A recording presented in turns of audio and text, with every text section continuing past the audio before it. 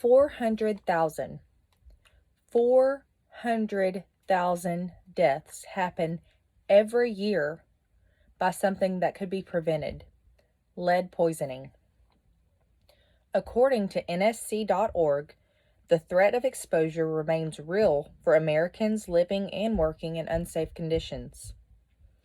Today, we will expose the harms of lead poisoning, explore ways to prevent contact, and determine the benefits if we implement those strategies. I'm a mother of 2 toddlers, and both of my children, like all children, put everything in their mouths. I've even caught my son using my kitchen chair as a chew toy. Now, what if the paint on that chair had been lead-based paint? The exposure for children compared to adults is much more serious because their growing bodies absorb it a lot faster. Exposure for adults and children may lead to permanent, irreversible brain damage. Furthermore, it can lead to damage to the kidneys and the nervous system. Higher levels may even lead to seizures and death. Lead-based paint has been banned for quite a while, but it can still be found in older homes, in the walls, and the woodwork. Hobbies such as renovating houses and refurbishing furniture also poses a high risk. Batteries, pipes, pottery, cosmetics, and some toys for children may still contain this lead-based paint, according to Mayo Clinic. Now that we've exposed harms, let's look at some of the ways to prevent contact with this dangerous metal. First, you can start by checking your home. If you're buying a new home, make sure to have it inspected thoroughly. If you're renting, make sure to talk to the owner about your concerns of lead. Have your home professionally cleaned as often as you can. If you have to have any repairs, use a certified contractor who knows how to deal with lead if it is present. Keep children away from potentially contaminated areas. This includes dirt around old houses. Also, keep your home as clean as you possibly can.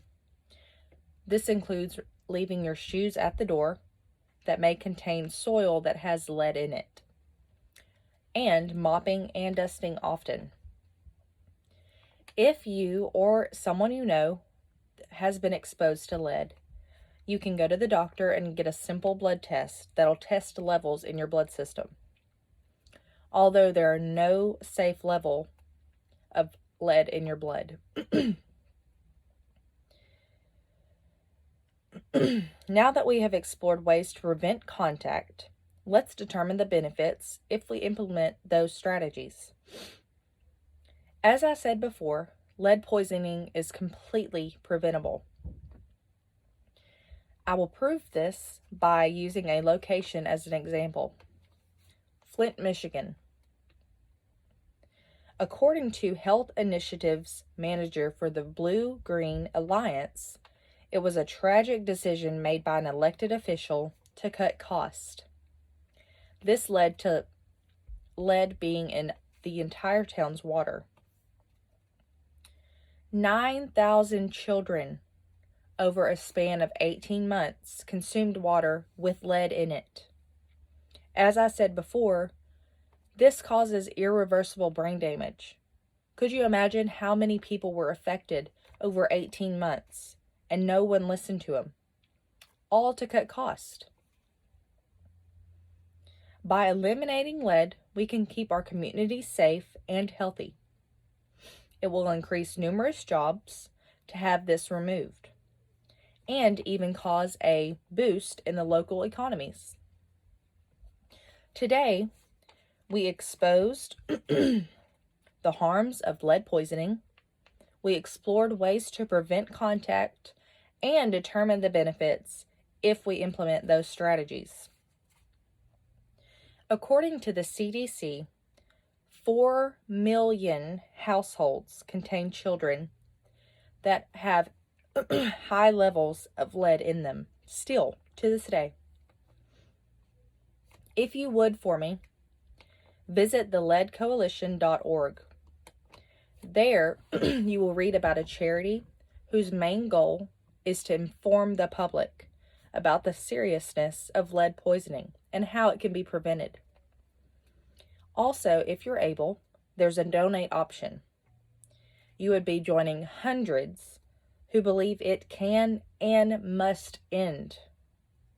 We cannot allow another city to be devastated as Flint, Michigan was. We must act now to prevent it.